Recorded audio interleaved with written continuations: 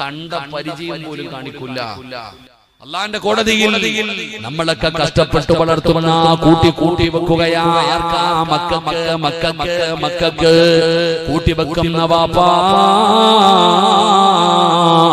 നാളെ അല്ലാഹുവിന്റെ കോടതിയില് നരകം കാണുമ്പോ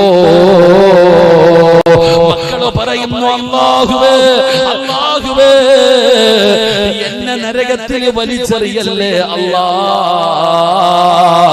എന്റെ വാപ്പയുടെ നന്മയെടുത്ത് എനിക്കിതാ അല്ലാ, എന്റെ ഉപ്പയുടെ നന്മയെടുത്ത് എനിക്കിതാ അല്ലാ. എന്നിട്ട് ഉപ്പാനെ നരകത്തിലെറിഞ്ഞോ, എന്നെ എറിയല്ലേ അല്ലാ. ഉമ്മമാരെ, പൊന്നുമക്കളെ എന്ന് പറഞ്ഞു കൊണ്ട് നടക്കുന്ന മക്കളുണ്ടല്ലോ, അവര് നാളെ പടച്ചവനോട് പറയുന്നു, അല്ലാ ചെമ്പിന്റെ തറയിൽ നിന്നിട്ട് കാല് പൊള്ളുന്നു അല്ലാ, എന്റെ ഉമ്മാനെ ഒന്ന് മലത്തി കിടത്തിത്താ അല്ലാ, എന്റെ ഉമ്മാനെ ഒന്ന് മലത്തി കിടത്തിത്താ അല്ലാ, നെഞ്ചത്ത് കയറി ഞാനൊന്ന് നിൽക്കട്ടെ റബ്ബേ എന്ന് നമ്മുടെ മക്കള് പറയുന്ന ദിവസമാണ് മസ്സറ.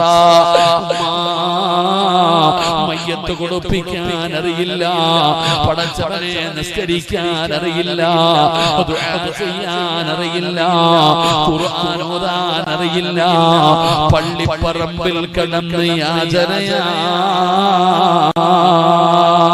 അതുകൊണ്ട് നിനക്ക് ഹാഫിളാകാൻ പറ്റിയില്ല, നിന്റെ മക്കളെ ഹാഫിളാക്കാൻ പറ്റിയില്ല, നിന്റെ കൊച്ചുമക്കളെയും ആക്കാൻ പറ്റിയില്ല, നിനക്ക് പഠിക്കാൻ പറ്റിയില്ല.